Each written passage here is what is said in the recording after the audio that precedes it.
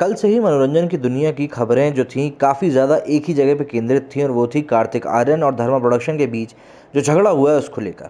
अब इस झगड़े के बाद ये समझ में नहीं आया कि भाई आर्थिक वजह क्या थी। करण जौहर की तरफ से धर्मा प्रोडक्शन ने एक स्टेटमेंट जारी किया जिसमें उन्होंने कहा कि भाई अनप्रोफेशनल बिहेवियर के कारण हम कार्तिक आर्यन को इस मूवी से हटा रहे हैं और इस पूरे मामले पर हम कुछ नहीं बोलेंगे। हालांकि बोल उन्होंने सब कुछ दिया था, क्योंकि हर तरीके से अब जो मीडिया इंडस्ट्री है वो कहीं ना कहीं कार्तिक आर्यन को ही ब्लेम कर रही है और करण जौहर को बोल रही है कि देखिए उन्होंने तो चुप रहकर उसकी इज्जत बचा ली।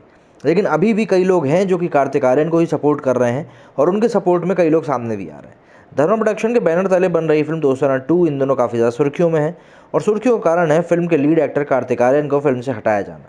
सूत्रों की माने तो प्रोडक्शन ने यह फैसला कार्तिक का अनप्रोफेशनल रवैया देखते हुए लिया है। कार्तिक शूटिंग के लिए डेट नहीं दे रहे थे, जिससे फिल्म की शूटिंग टलती जा रही थी। साथ ही एक्टर स्क्रिप्ट में भी हस्तक्षेप कर रहे थे और उसको बदलना चाहते थे। कार्तिक के इस रवैये से नाखुश होकर मेकर्स अब किसी और एक्टर के साथ फिल्म बनाएंगे। खबरें ये भी हैं कि करण जौहर और उनके धर्मा प्रोडक्शन ने कार्तिक के साथ भविष्य में कभी काम ना करने का फैसला लिया है।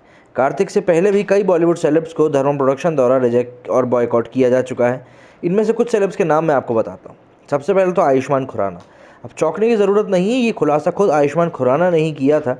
बॉलीवुड के सबसे वर्सेटाइल एक्टरों में से एक माने जाने वाले आयुष्मान खुराना को धर्मा प्रोडक्शन द्वारा काम देने से इनकार कर दिया गया था। इस बात की जानकारी खुद आयुष्मान ने coffee with Karan talk show में करण के सामने दी थी।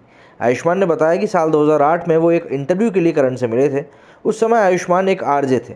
इंटरव्यू के बाद करण ने उन्हें अपनी ऑफिस का लैंडलाइन नंबर दिया था, लेकिन जब अगले दिन आयुष्मान ने उस नंबर पर कॉल किया तो करण ऑफिस में नहीं थे। कुछ दिनों तक टालने के बाद आयुष्मान को ये कहकर रिजेक्ट कर दिया गया था कि धर्मा प्रोडक्शन सिर्फ स्टार्स के साथ ही काम करता है।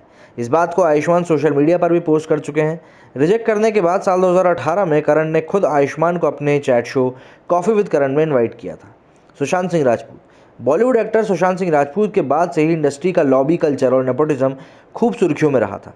सुशांत सिंह धर्मा प्रोडक्शन की फिल्म ड्राइव में जैकलीन फर्नांडिस के साथ नज़र भी आ चुके हैं, जिसे नेटफ्लिक्स पर रिलीज़ किया गया था। हालांकि कुछ रिपोर्ट्स की माने तो अरमान के चलते सुशांत को धर्मा प्रोडक्शन द्वारा बैन कर दिया गया था और फिलहाल इस मामले में कोई भी पुष्टि नहीं हुई है।